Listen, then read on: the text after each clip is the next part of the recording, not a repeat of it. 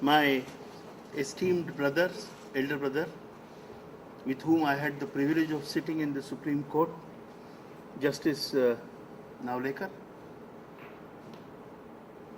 Shrimati Dwivedi, and the members of the family of Justice Dwivedi, Justice Shukla and Justice Chawla, who are especially present here, Dr. Singh, Dr. Surya Prakash, Dr. Arya, and my dear students,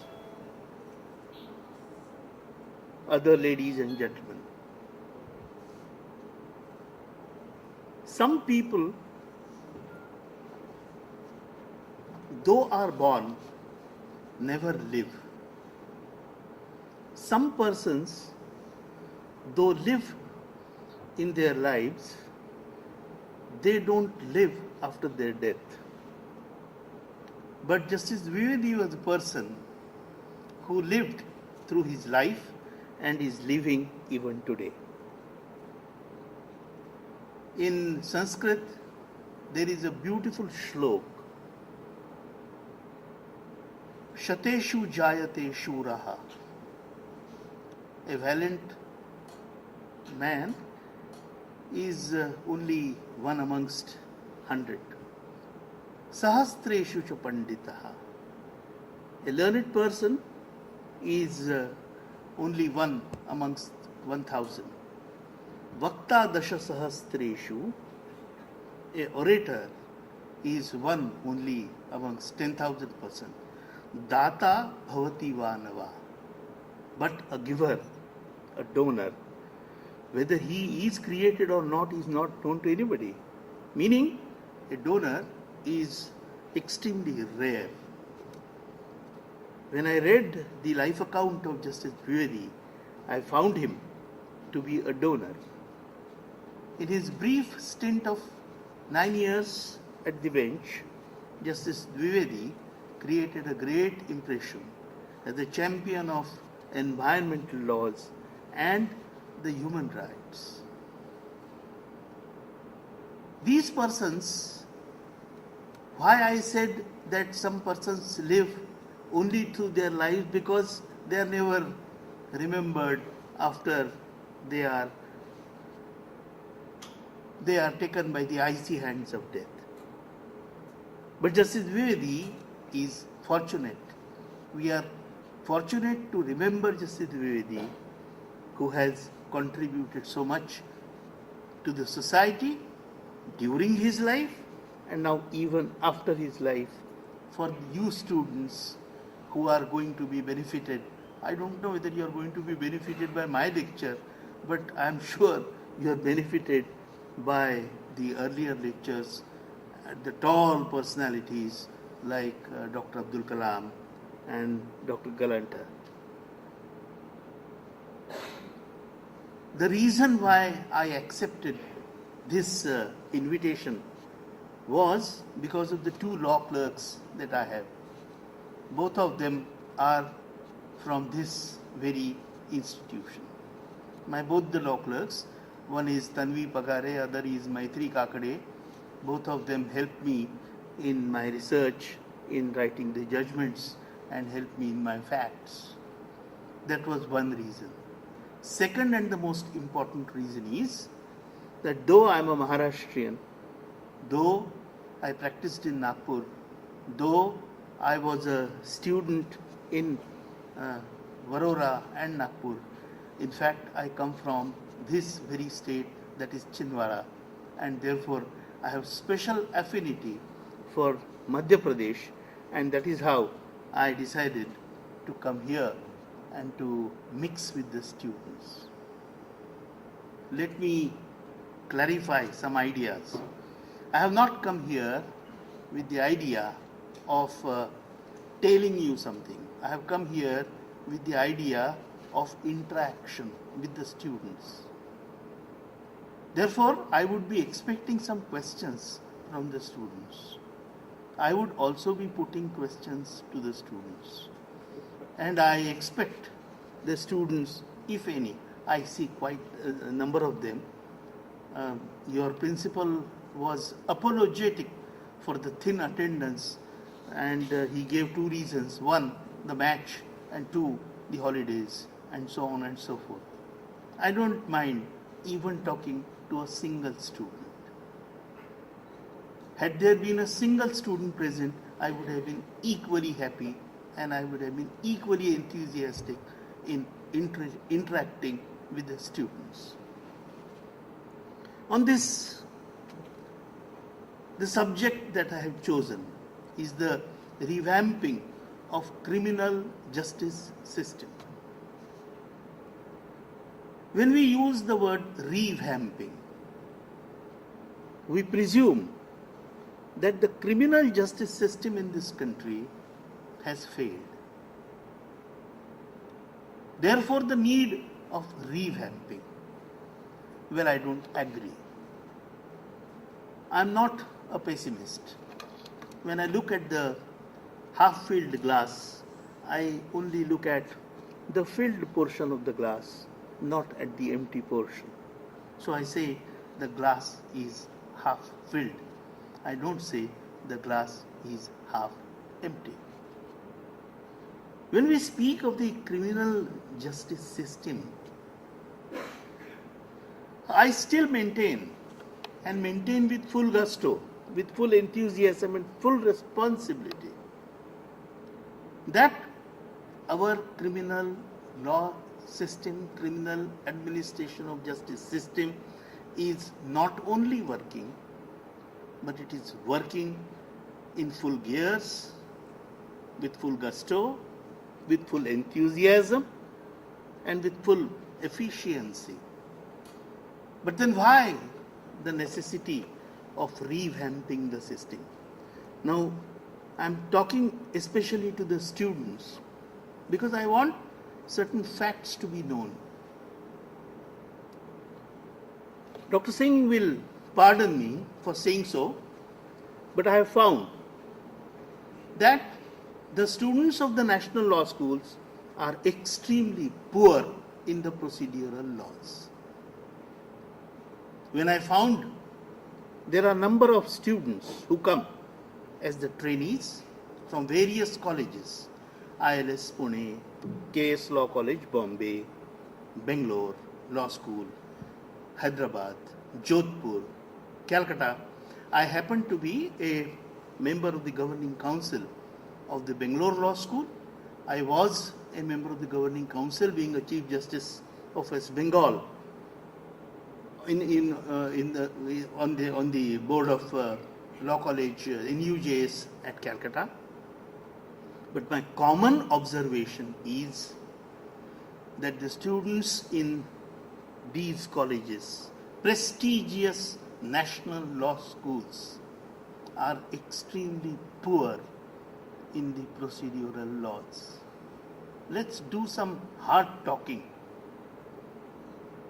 When I asked a person, a lady lawyer, and there is no dearth of lady lawyers in Supreme Court, they are increasing day by day.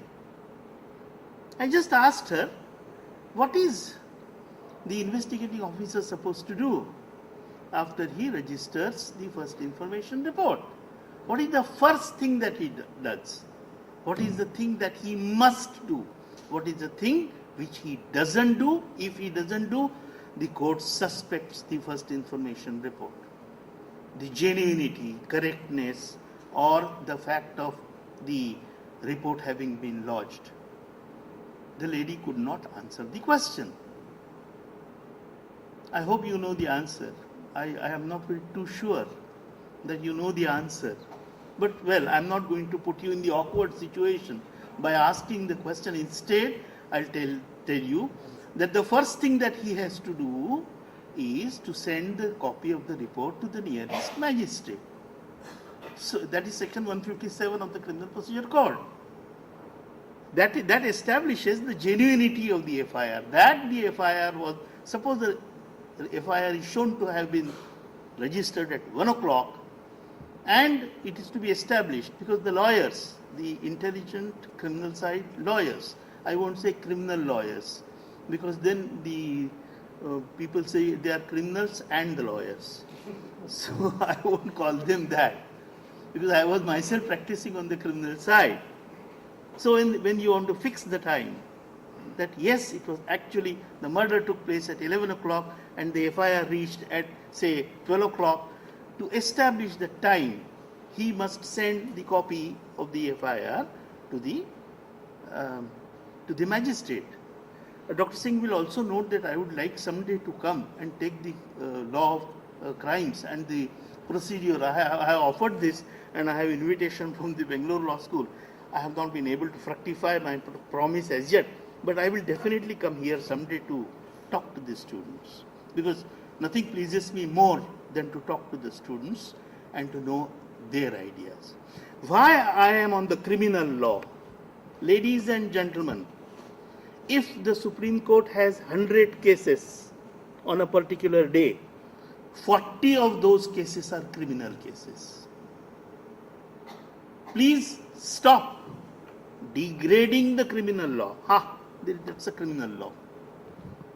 Students of the national law schools have this tendency of degrading the criminal law. You don't realize the importance of the criminal law. The real law is the law of property. The real law is the law of intellectual property. The real law is the law of IT. The real law is commercial law, corporate law, because you are all dazzled by those laws without realizing that the whole Indian committee is first concerned with the criminal law. And such of you, unfortunately they are very less, they are very few, who take to the litigation after your law degree,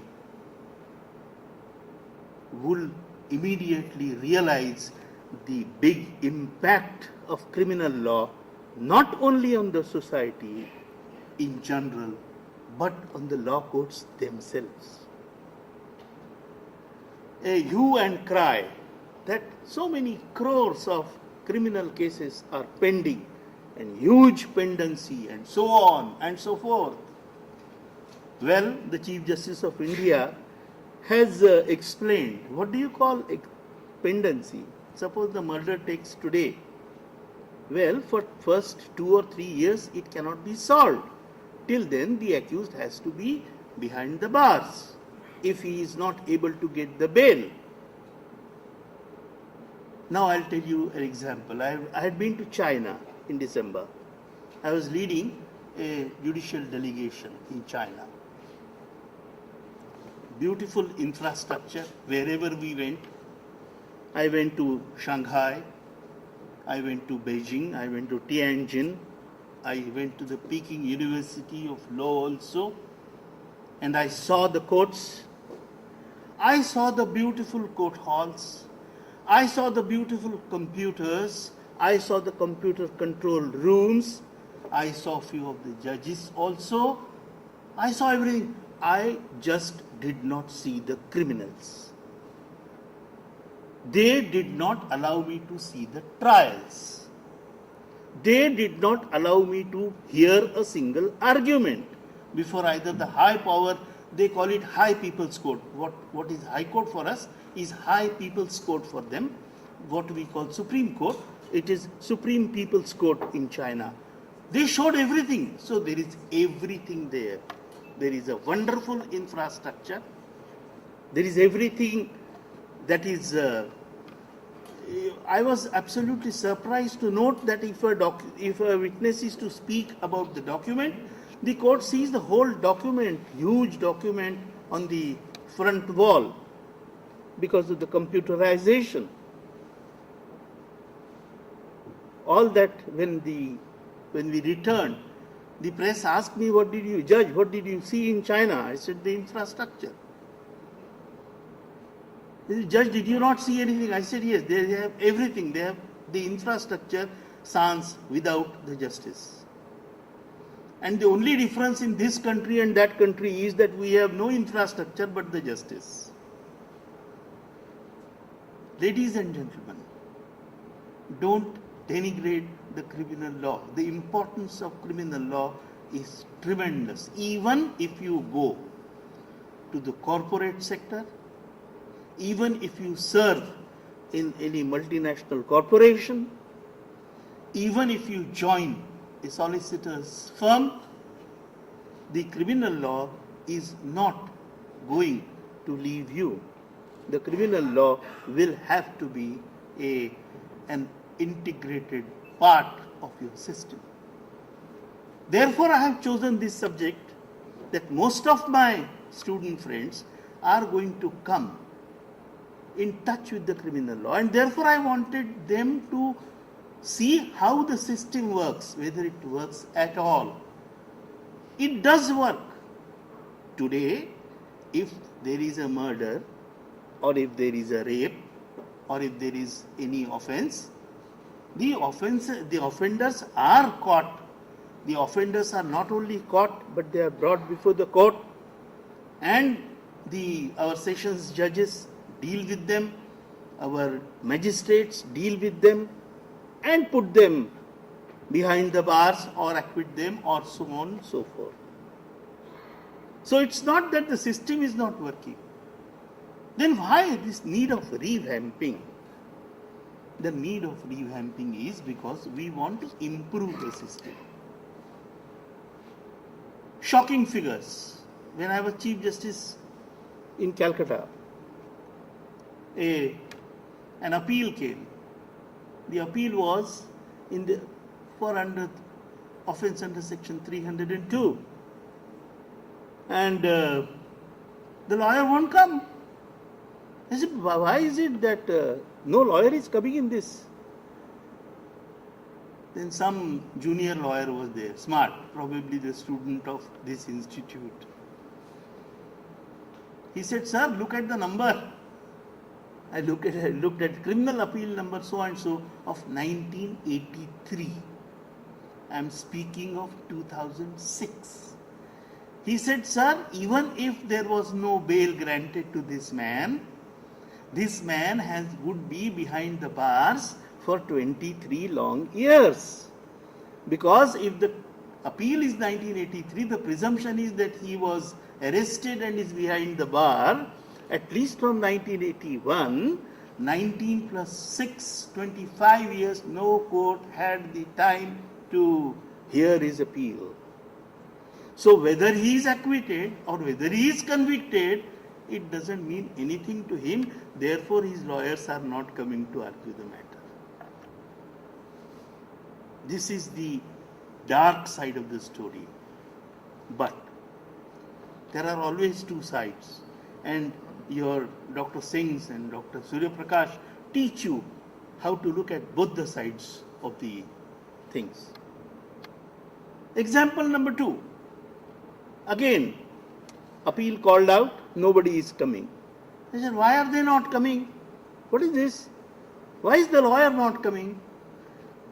One smart lawyer again rose up and told me, sir, probably the accused are on bail. When was the bail granted to them? Sir, the bail was granted to them in 1985. When were they convicted?